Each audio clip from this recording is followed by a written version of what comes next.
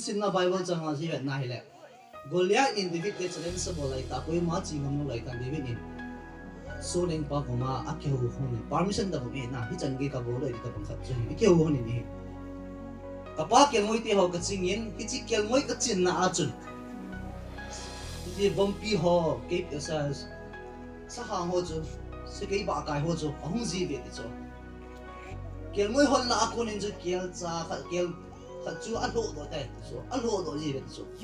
ke ma anung ka gadal ji ka ganung la do ji ka ganung chu do ji ti chu jinan ta in nung dala la kim i ho ki si sha chu algorin ka mane ti na alwi pa ho le azang sam ka mani tol je man ka ni ka that ji tai ti chu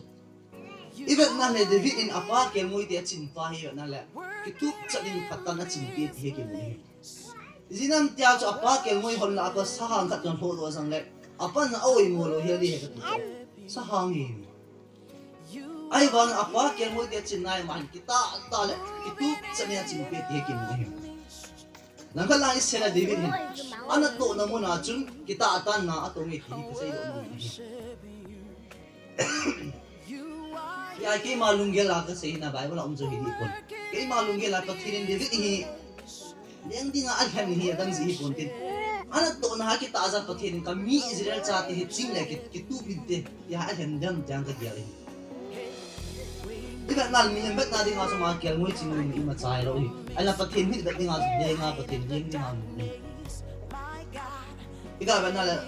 sul a ki su mon jun Samuel thiên gao thì thao mũi ngà không nói cho việc này lại, ông cái hồ cho việc này liền thì cho thao anh muốn này là có thiên ngũ lâu cho, ông nói thao cũng không chỉ thì lâu hiện tại cái chuyện cái thì mà bên chi ba thì ta ta muốn cái thì lâu như này, ai thì cũng đi, ai lẽ các bạn bạn nào cho ông cha bạn bạn này thao mũi cho hết ắt ai lẽ, có thiên ngũ cũng đi, quá quá mà, ai lẽ đông lâu thì ta thì chơi.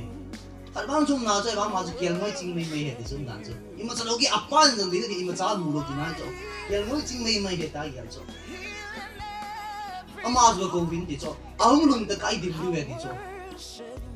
appa gì mà im mà chả quỳ rồi thì ngay mà vậy, bắt thiên vang liên đi ngang, ít gì tâm, mà hết, anh tụi nó nghe cái ta na tụi ra bắt thiên đi Israel thì liên đi ngang thì mà mù được cái